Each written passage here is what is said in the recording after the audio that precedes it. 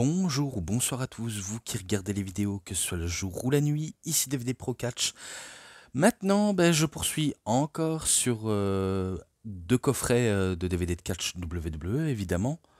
Donc, bien sûr, ça change pas d'IOTA, mais bon, on va dire c'est à peu près les derniers à citer, entre guillemets, puisque après il y aura celui dont je vais parler à la fin de cette vidéo. Mais bon, laissez-moi vous permettre. C'est bien sûr deux coffrets sur 3 DVD chacune, donc ça en fait 6. Et voilà, laissez-moi vous montrer. Les coffrets sur Macho Man Randy Savage. Tout d'abord, le premier c'est Story, donc sa fameuse histoire. Et celui-ci c'est Unrealist, The Insane Match of the Macho Man. Voilà. Au moins, euh, Au moins c'est cela auquel on va parler aujourd'hui et auquel c'était pas forcément facile à être trop concentré, hein, parce que j'ai essayé d'être minimum beaucoup plus concentré que d'habitude, comme j'ai fait avec celui de Ultimate Warrior, mais pas évident d'être dedans tout de suite. Mais bon, je vais plutôt m'attaquer à celui-ci si vous permettez, et après on s'attaquera à celui-là. Donc, de toute façon, je vais vous montrer l'arrière. Il est uniquement en anglais et c'est 6h12. Et celui-là, il est en langue anglaise et allemande et il dure 8h47. Voilà, je vous laisse admirer. Alors, en plus, je dois retirer les fameuses listes. Enfin, on va dire la notice qui forme d'image, quoi. Voilà. Ah tiens, je vais faire l'autre aussi pour éviter de me faire embêter de plus que ça. Donc je coupe et je repoursuis. Donc je vous montre aussi les DVD. Donc vraiment sympa. Comme ça j'ai fait les images pour avoir plus facile à, à tout lire s'il le faut. Alors, le DVD 1 c'est un documentaire. Vu comment dans le documentaire ça parle de la vie de Randy Savage, là le premier chapitre c'est Drive toute perfection. Je sais que ça s'ouvre avec une roue de voiture, que c'est une Jeep, pas pour faire la pub pour les marques de voitures Jeep, mais plutôt pour nous faire comprendre que le macho est décédé dans un accident de Jeep en 4x4. Tout ce que je sais, il était victime d'une crise cardiaque et que vu comment il était victime de cette crise cardiaque, il a heurté un arbre. Et à bord, si j'ai bien compris, il y avait sa femme de l'époque. Et qu'il avait quand même 58 ans. 58 ans quand même. Donc c'est quelque part c'est un peu triste, je suis d'accord, c'est un peu triste, mais on ne sait rien faire, c'est la vie, quoi. Ensuite, Braid to the Archive. Euh, Je sais que on va nous montrer que dans la famille de Randy Savage, il faut savoir c'est que le patriarche de la famille, excusez-moi, il y a quelque chose qui est tombé, ce n'est pas grave. Le patriarche de la famille qui s'appelle Angelo Puffo, qui est le père de Macho Man Randy Savage et Lenny Puffo, le frère de Randy Savage. Il faut savoir c'est que le père a commencé en premier dans le catch professionnel et que par la suite, il a appris le catch à ses deux fils, donc Lenny et Randy. Et que le vrai nom de Randy Savage, c'est Randy Puffo. Il a pas mal de surnoms dans le catch parce que j'ai vu sur Wikipédia les différents surnoms qu'il avait.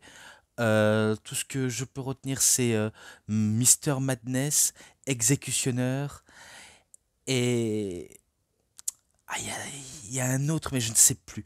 Et The Spider.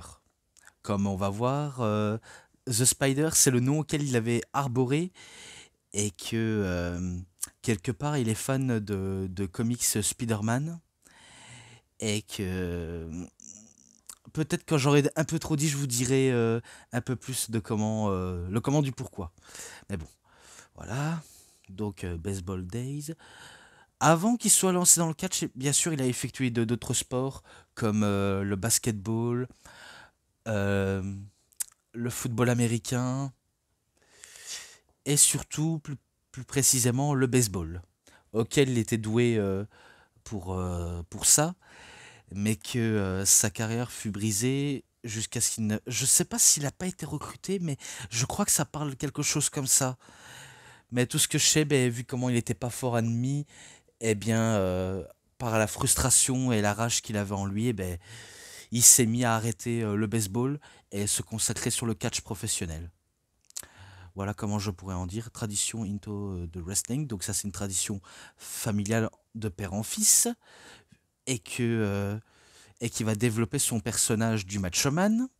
Donc ce fameux personnage haut en couleur, quelqu'un d'assez fou, qui est qui a une façon de parler assez spéciale, notamment le ouh yeah dig it, comme il adore utiliser ce genre de semi-catchphrase, et que ça résume très bien la personnalité de Savage, et auquel ça va lui coller à la peau, et créer une connexion avec les fans, auquel ça va marcher du tonnerre. Earning the reputation, donc la fameuse réputation auquel il a abordé. Je vais pas trop m'éterniser dessus, mais voilà. WrestleMania 3. Alors bien sûr, WrestleMania 3, ça parle bien sûr avec Ricky Steamboat, donc l'un de ses rivaux sur le ring, auquel ben, ils ont eu ben, pas mal d'échanges entre les deux. Je vais pas dire que leur match était très mauvais, mais de ma part, j'aurais pu mettre plus comme note, mais bon. Des erreurs, je sais que j'en commets, hein.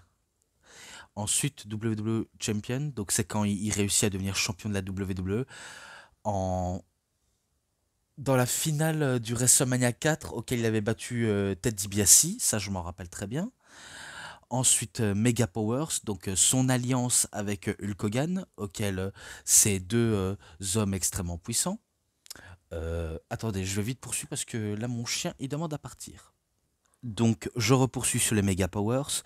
Il faut savoir que dans les Mega Powers, entre Hogan et Savage, certes ils étaient amis entre-temps, après jusqu'à ce qu'il y ait eu du qui prend co entre les deux, et que au, au fur et à mesure du temps, Savage commençait à détester bah, Hogan pour X ou Y raison, et auquel, certes, ça parle aussi peut-être de Miss Elizabeth, parce que là c'est Randy et Liz, donc Miss Elizabeth auquel on va parler, donc plutôt que ça a joué peut-être un rôle assez crucial dans leur haine mutuelle, et que il en a voulu jusqu'à la fin de ses jours.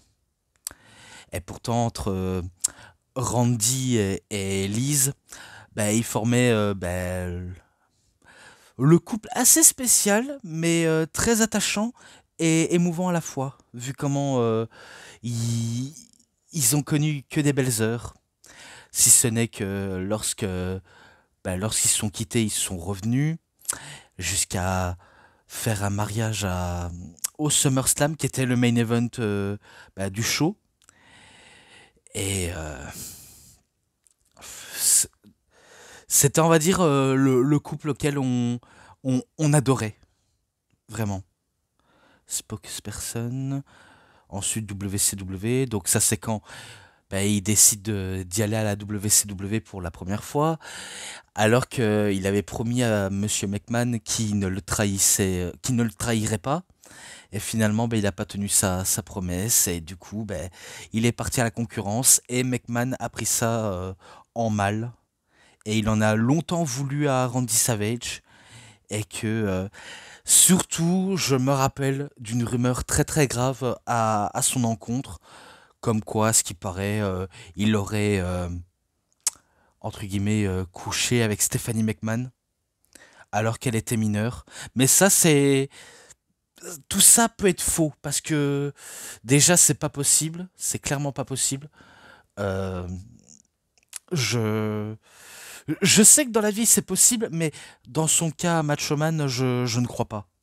Parce que tout ça, ce n'est qu'une accusation bah, de très mauvais goût. C'est tout ce que je peux en dire. Hardship, Give Back, True Love. Bon, après, sa période à la WCW, certes, il va recroiser Hulk Hogan, il va se rallier dans les Mega Powers, puis se faire trahir par ce dernier, jusqu'à rejoindre la NWO, et même à atteindre un statut de main eventer auquel il va avoir. Et lorsque la WCW sera en faillite et qui sera achetée par la WWF, faut savoir c'est que même s'il a été acheté, il n'était pas tourné vers la WWE. Randy Savage, vu comment il s'est tourné dans d'autres activités et dans d'autres circuits indépendants, notamment à la TNA, qui sera en 2004, auquel je crois il fait équipe avec Jeff Hardy et AJ Styles, contre les Outsiders et Jeff Jarrett, si je dis pas de conneries. Et surtout, ben, vous saviez, vu comment je vous ai dit qu'il était fan ben, du comics Spider-Man, eh bien, il a joué dans le film Spider-Man, dans le film de Sam Raimi, avec notre acteur Tobey Maguire, qui joue le rôle de Peter Parker et Spider-Man. Donc, quelque part, ben, on va dire que la boucle est bouclée pour Macho Man. Donc, c'est un truc auquel, ben, quand on est petit, on s'en rend pas forcément compte parce qu'on n'est pas tout de suite fan de catch. Mais avec du recul et quand on regarde les perceptions, on se rend compte que bah, c'est incroyable que quelqu'un comme Macho Man ait participé dans un gros blockbuster. Et j'en passe des trucs, hein.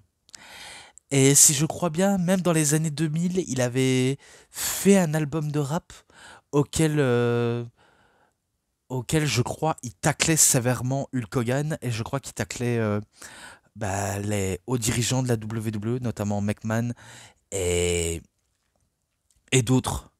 J'en suis pas sûr, mais c'est peut-être ce que je pense.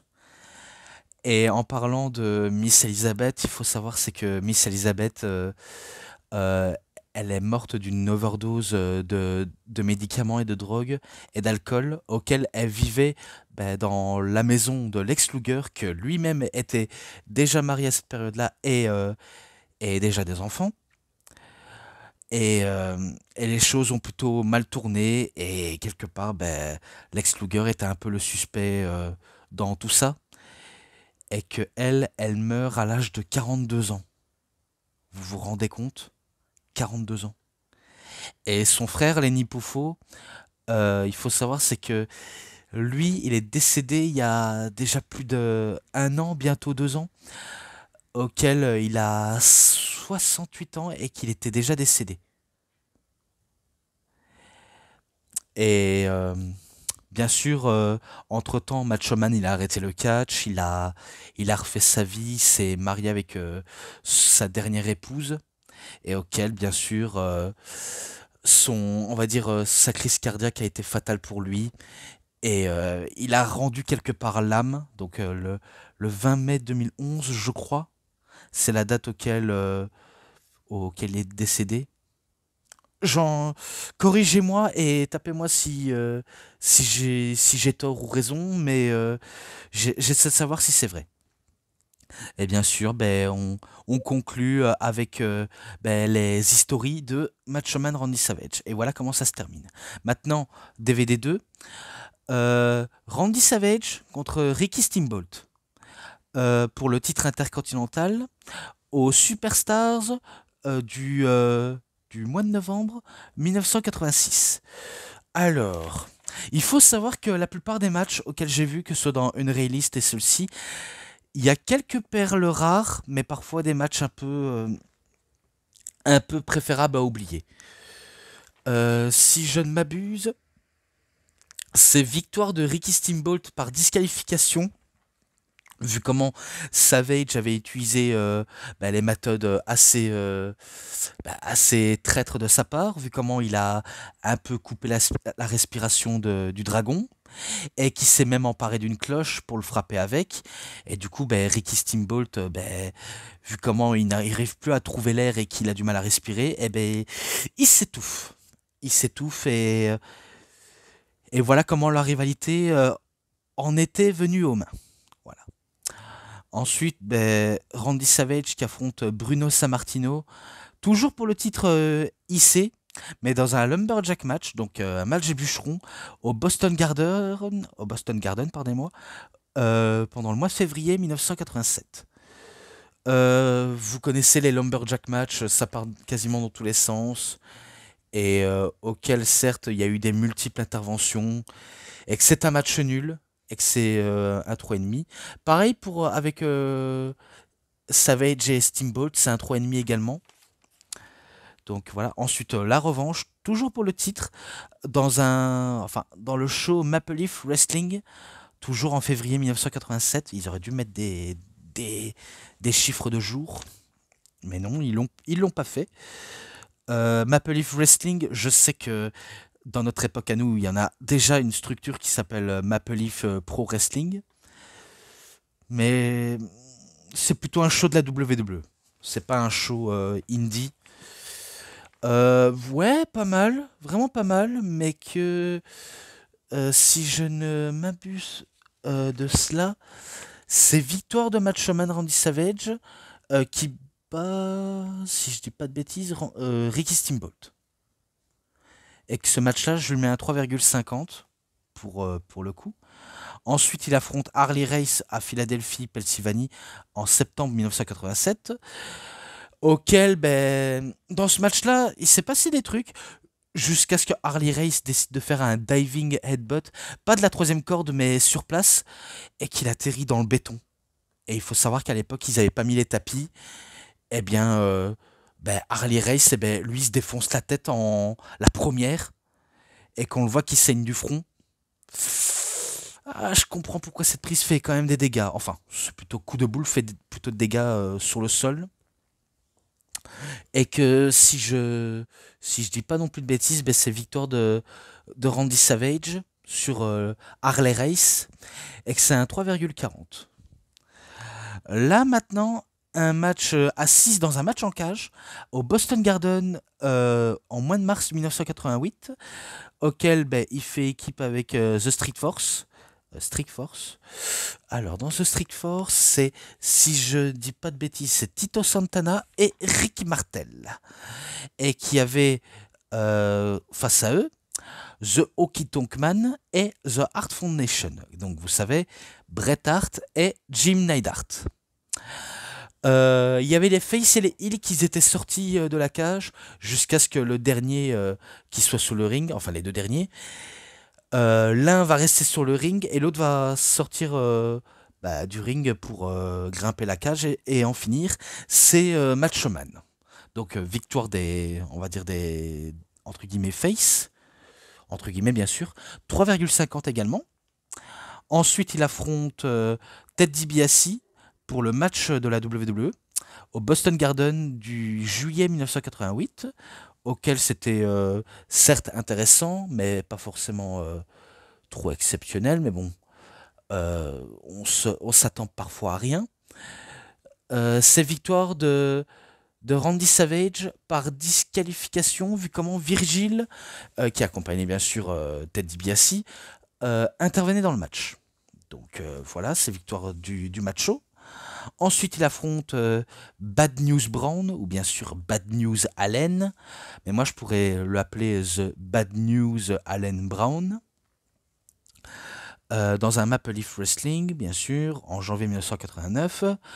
C'est un Harlem Street Fight pour le titre. Certes, que de la brawl. Et quand on entend avec Randy Savage, certes un peu trop coloré comme l'Ultimate Warrior, bien sûr, faire des manœuvres assez acrobatiques, enfin, on va dire des prises aériennes auxquelles il sait comment manier, et que c'est victoire du macho par, attendez, ouais, victoire seulement, donc 3,20. Et ensuite, ensuite, il affronte Hulk Hogan, toujours pour le titre de la WWE au Madison Square Garden en avril 1989. Alors bien sûr, les deux, vous saviez que certes, un coup ils s'aiment, un coup ils se détestent, et que ils ont fait les 400 coups ensemble. C'est rare que, je sais pas si c'est là, mais c'est rare que Hogan perd un match. Alors, pas de la manière la plus clean possible, mais il perd par des comptes extérieurs, vu comment Savage en profitait pour lui affaiblir, pour lui, on va dire, lui masser le truc, enfin lui masser la tête. Enfin, quand je dis masser, c'est pas dans le sens auquel il lui masse le dos, il lui masse les pieds, mais plutôt des violents massages sur la tête, on va dire des tatanes, voilà, parce que à force de dire des bêtises, je commence à dire n'importe quoi. Eh bien, il lui tatane et jusqu'à la tire à l'extérieur et que Randy Savage arrive à temps sur le ring et c'est comme ça comment il remporte le match face à Hulk Hogan. Quelque part, ça aurait été peut-être logique s'il gagnerait de manière clean. Donc ça c'est ma façon de penser. 3,50 également. Ensuite DVD 3 auquel il affronte Roddy Piper, donc à Miami en Floride, en janvier 1990 ou 90, auquel un match assez inédit pour moi, même si je suppose que c'est pas la première fois auquel ils sont affrontés, mais quelque part pour moi c'est un peu du inédit. Euh, Ça s'est terminé en match nul et à l'époque bien sûr il se faisait appeler le match au King à l'époque. Et du coup 3,20 pour ce match-là. Là maintenant il affronte The Heartbreak Kid, donc HBK, Shawn Michaels. Et c'est toujours pour le titre WWE auquel il était champion, qui s'est déroulé à Munich en Allemagne, du côté de l'Allemagne quoi, en avril 1992. Et que ouais, pas un mauvais match. C'est vrai, dans le premier coffret de Randy Savage, je disais que c'est rare de les voir s'affronter. En même temps, oui, c'est rare de les voir Savage et Michaels s'affronter, que ce soit pour un titre ou non. Et que pour moi, c'était des matchs inédits. Dans l'Ultimate Collection, bien sûr, hein, dans l'Ultimate Collection, je disais ça. Mais maintenant, il n'y a plus aucun doute, c'est... ouais, les deux se débrouillent très bien à merveille. Largement. Très très largement. Donc ce match-là, c'est Shawn, c'est Macho Man qui remporte le match et qui bat Shawn Michaels et que c'est un 3,60. Là maintenant, il affronte Ultimate Warrior au SummerSlam en août 1992, toujours pour le titre WWE. Et ça s'est déroulé bien sûr en août du SummerSlam. Bref, je me perds, hein. Là, vous sentez que je commence un peu à m'y perdre. Mais il était pas forcément exceptionnel, mais pas mauvais non plus. Je vais pas dire que c'était nul à chier parce que ce serait de très mauvaise foi de ma part. Mais tout ce que je sais,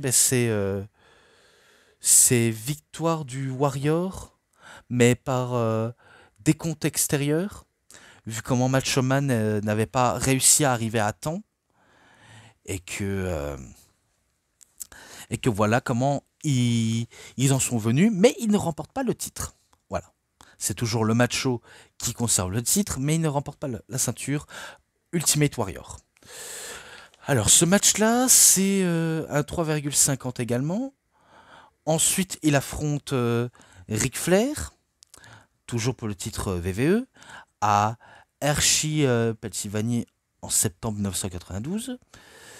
Les deux aussi se sont très pas mal affrontés, vraiment pas mal, et auquel c'est rare que c'est bon ou c'est mauvais, mais dans les cas, ça reste quand même excellent. Tout ce que je sais dans ce match-là, c'est victoire de Ric Flair, vu comment il arrive à battre Randy Savage avec le figure 4 leg lock, mais avec le tombé, vu comment il avait perdu connaissance, et c'est un 3,70. Là maintenant, c'est du côté de WCW pour le titre télévision World Championship. Je crois que c'est ça. Au WCW Saturday Night, en janvier 1995, auquel il affronte Double A, donc Arn Anderson. C'était plutôt pas mal, même si c'est rare que c'est bon et que j'en pense pas trop beaucoup moins, si ce n'est que ses victoires du Matchman. Et que je le mets 3,40. Là, bah, il affronte une nouvelle fois Ric Flair bah, pour le titre du monde poids lourd dans un match en cage au Super Bowl 6 le 11 février 1996 et que dans le match là j'étais mort de rire parce que il faut savoir c'est que quand Ric Flair monte sur les cordes et qu'il veut gravir à la cage, Macho Man certes il le saisit mais parfois il en profite pour lui baisser son froc et du coup ben la première, la deuxième et la troisième fois, eh ben, il nous montre son cul. Et du coup, ben, quelque part, moi, j'étais un peu mort de rire. La première, oui. La deuxième, en disant, oh, mais putain, c'est pas possible. Et il n'y a aucune censure, surtout. Aucune censure. Et la troisième, c'est quand il a voulu essayer de s'échapper de la cage. Et que, parfois, Woman, donc Lancy Benoît, ou ex-Lacey Sullivan, donner, sert des objets au Nature Boy pour tenter une tricherie. Mais là, si je dis pas de bêtises, c'est Elisabeth qui s'était rangée du côté de Ric Flair, qu'il utilise un point américain pour battre Randy Savage, alors que Randy avait sûrement largement envie de battre Ric Flair. Et pourtant, tout s'est pas passé comme il espérait. Ce match-là à 3,60 également. Ensuite, je termine avec le match de Las Vegas Sudden Death Match à Halloween Havoc le 26 octobre 1997. Donc le même show auquel on a eu un classique entre Eddie Guerrero et Rey Mysterio Jr. Et que là, bah, ils se sont battus dans le public, dans le ring et même dans les décors d'entrée auxquels il y avait des fausses tombes en carton. Et on se dit, ouais, bah, certes, c'était les décors originaux pour l'époque, surtout pour la WCW, un truc qu'on ne voit quasiment plus aujourd'hui, mais à l'époque, c'était quelque chose. Pas mal d'interventions des côtés, que ce soit NWO, parce qu'entre-temps, Macho Man, je crois qu'il avait rejoint la NWO. Et bah, certes, les interventions sont légales dans un match pareil, mais c'est c'est Randy Savage qui bat Diamond Dallas Page grâce à l'aide du Giant, de Scott Hall, de Nash et compagnie, et que c'est un 3,70. Voilà. Donc c'était tout pour l'histoire de Randy Savage. Maintenant, je passe à l'autre. Donc, celui-ci. Et j'enchaîne vite, hein. Vous voyez, j'enchaîne très vite. Le premier DVD, donc le Oh Yeah Initial Impression. Donc, ceux qui font le programme, c'est Bailey, Diamond Dallas Page, Corey Graves et Sean Money, si j'ai bien compris. Auquel on nous montre les matchs inédits du match show. Et que là, forcément, il nous laisse dans le programme et on nous laisse admirer. Donc Randy Savage contre Aldo Marino, c'est Savage qui bat Aldo Marino. Où est-ce qu'il est, 3,10 pour ce match-là. Ensuite, il affronte Mario Massini. Alors tout d'abord, le premier c'est le 17 juin 1995, enfin 1985, pardonnez-moi, 1985 bien sûr, et là c'est le 8 juillet 1985, et qui bat Mario Massini. Massini, appelez ça comme vous voulez, 3,10. Là, le 3 août 1985, il bat Paul Roma. Miss Elizabeth, donc la rencontre de Miss Elizabeth, je n'ai pas besoin de vous le dire vu comment je vous l'avais déjà dit.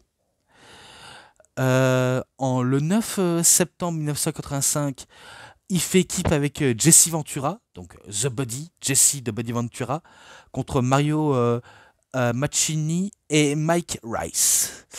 Donc forcément, c'est victoire du macho et du body. Donc si j'ai bien vu, c'est 3,20. Là, il affronte Tony Atlas le 9 novembre 1985. Victoire du macho. Et que c'est 3,20. Ouais, là, je ne fais que spoiler les résultats du match, vu comment j'ai pas envie de trop m'éterniser trop dessus. Là, le 1er décembre 1985, il affronte S.D. Jones et qu'il bat S.D. Jones. Et que celui-là, 3. Là, maintenant, il affronte Scott McGee, je crois que c'est ça, le 18 janvier 1986, et qui bat Scott McGee. Donc 3,5. Là, pour le titre intercontinental, le 25 août 1986, il affronte Pedro Morales, donc un ancien champion du monde de la WWF, donc 3 fois W et un F, auquel forcément, alors, tout ce que je sais, c'est que c'est victoire de Pedro Morales, mais par disqualification, je crois. Pourtant, je ne l'ai pas noté, mais je sais que c'est sûrement par disqualification.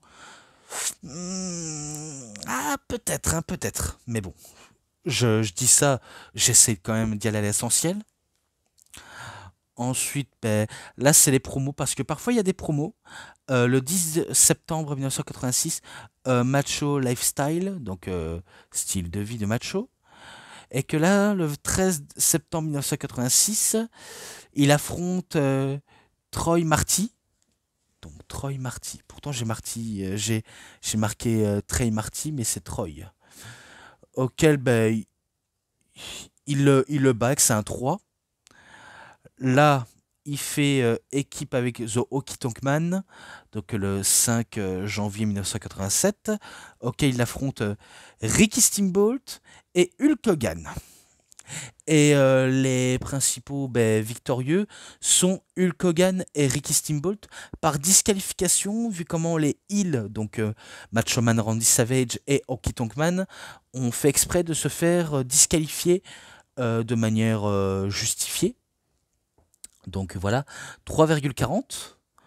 Là, the date de match, 21 mars 1987, auquel il fait équipe cette fois-ci avec Hercule contre Ricky Steamboat et The Billy Jack Haynes, un des premiers adversaires pour Shawn Michaels à l'époque de la WCCW.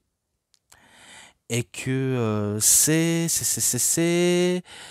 victoire de Steamboat et Jack Haynes par disqualification également, parce que Macho Man et Hercule sont aussi fait disqualifier de manière exprès. Ensuite, World Champion, 9 avril 1988, Inspiration, donc la fameuse promo. 24 septembre 1988, pour le titre de la WWE dans un match en cage, auquel il affronte le $1 million man Ted DiBiase. Victoire de Macho Man, vu comment c'est lui qui bat justement Ted DiBiase. C'est 3,70. Ensuite, il affronte Hakim le 7 octobre 1988 pour le titre de la WWE. Et attention, c'est en France.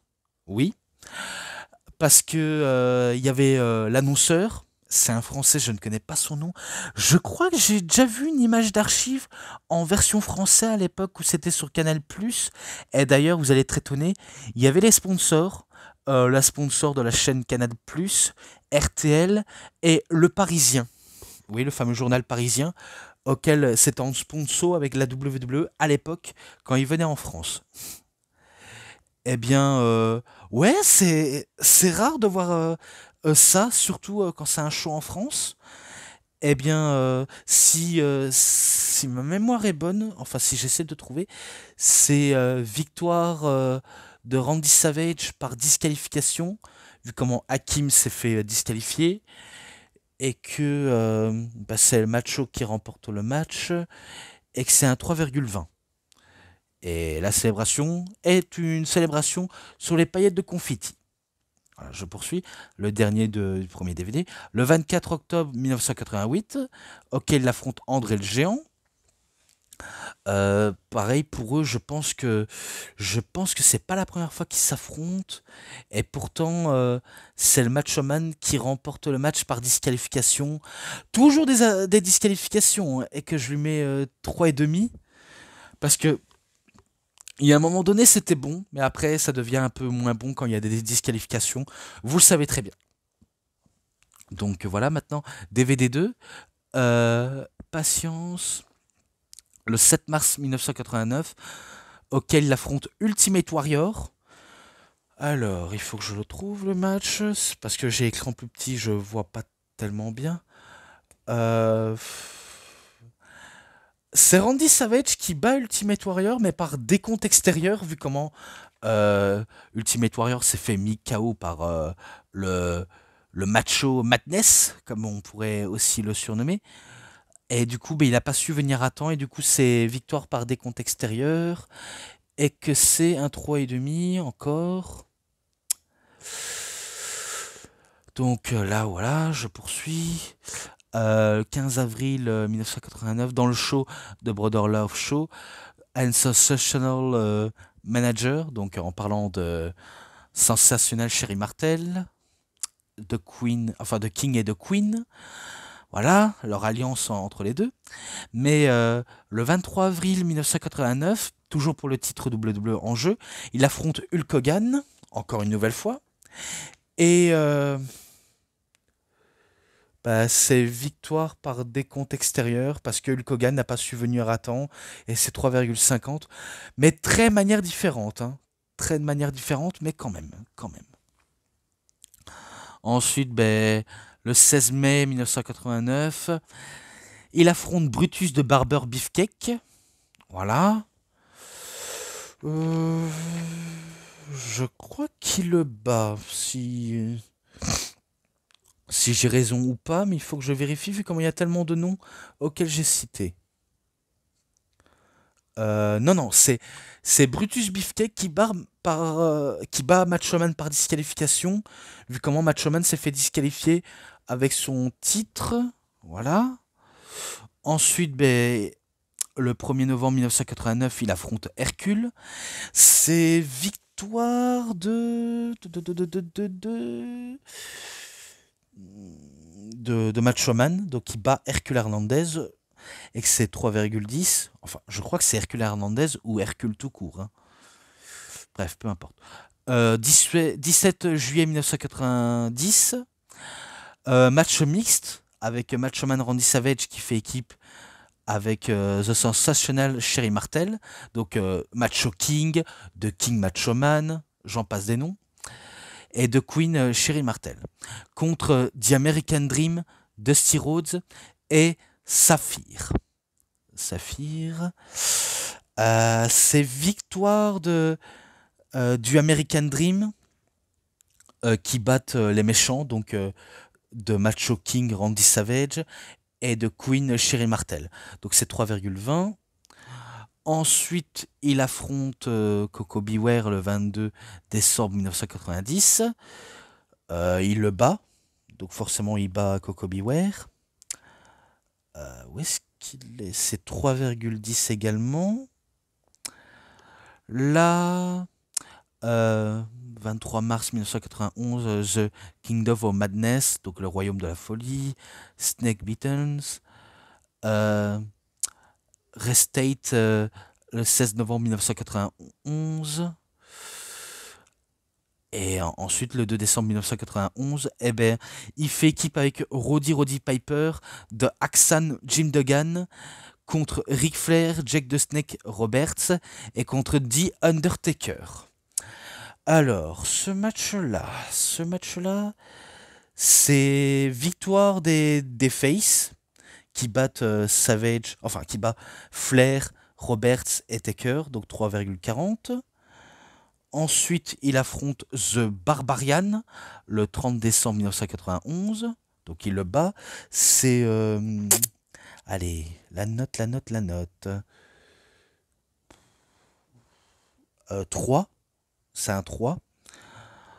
Là, ensuite, ben, il fait équipe avec Hulk Hogan, donc les Mega Powers, contre Jake Roberts et Berserker.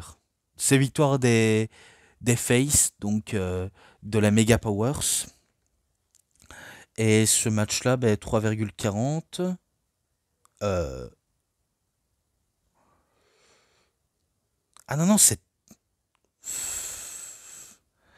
Barbarian ou Berserker? Parce que là, je confonds.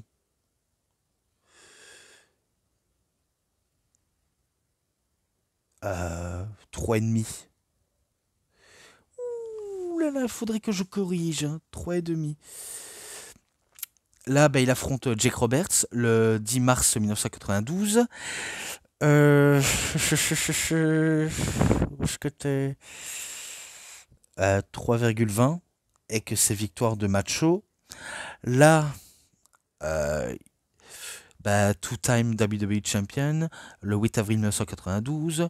Le 21 juillet 1992, il fait équipe avec l'Undertaker contre Ric Flair et The Berserker. Donc il affronte encore The Berserker.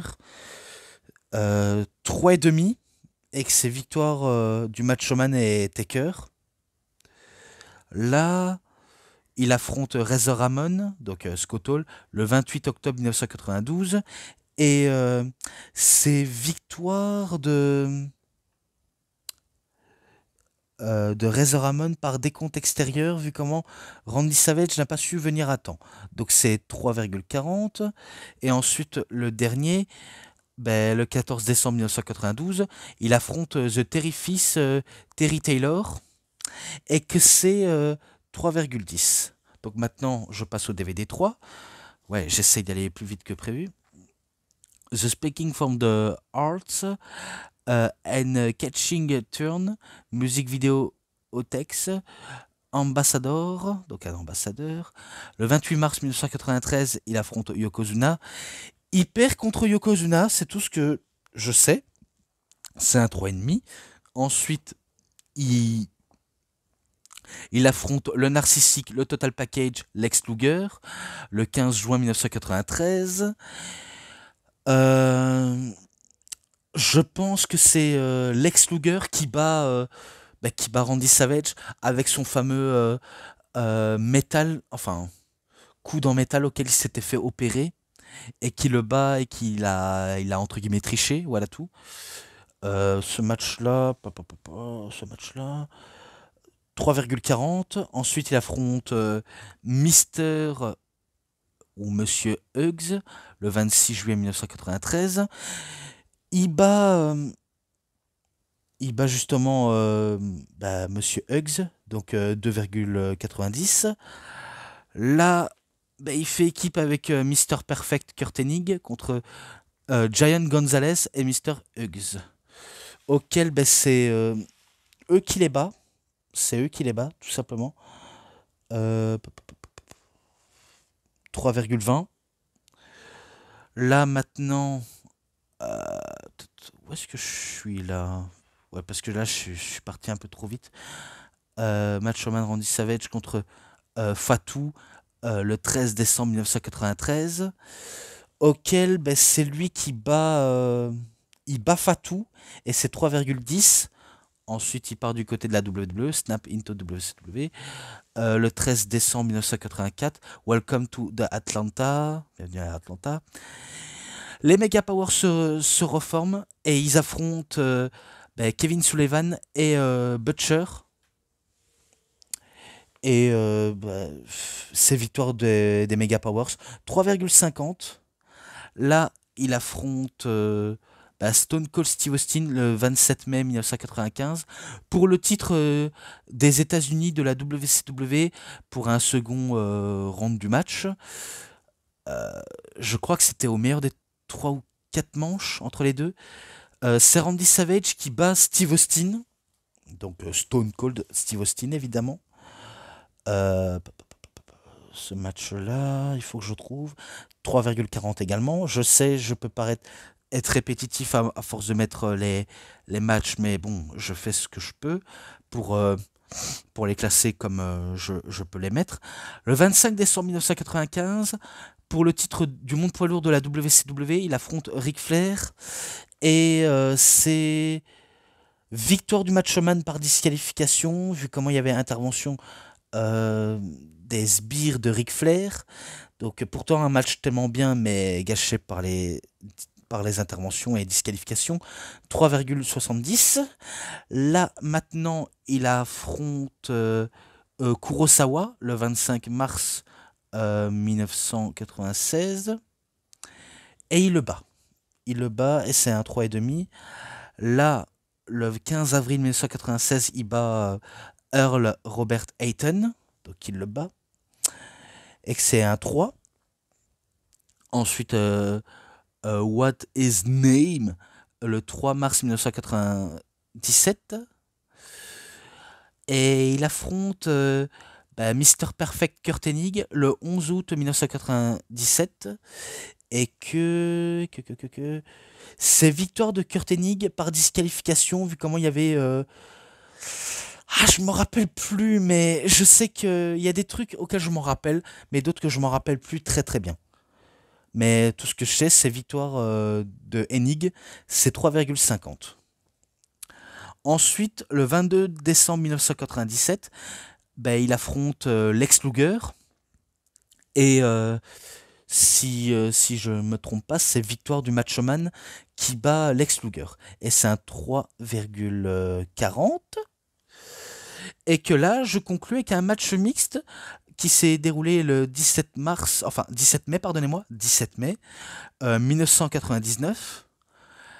Et c'était un match mixte, bien sûr, entre Macho Man Randy Savage et Madusa, qu'on connaît sous le nom d'Alundra Blaze, contre Ric Flair et Charles Robinson. Non, c'est pas du troll. Charles Robinson, c'est celui qui actuellement et qui a toujours été l'arbitre de la WWE et de la WCW à la fois, et auquel je trouvais qu'il n'a pas le niveau d'un catcheur.